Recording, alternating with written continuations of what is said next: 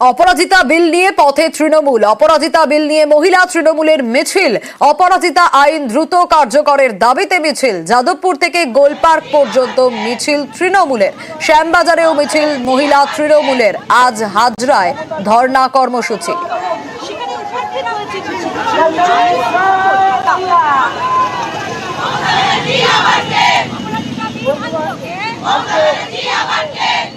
এই অপরাজিতা বিল সংক্রান্ত ব্যাপার নিয়ে ব্লকে ব্লকে সারা রাজ্য জুড়ে ব্লকে ব্লকে আমাদের মেয়েরা মিছিল করছে। আগামীকাল ধর্ণা।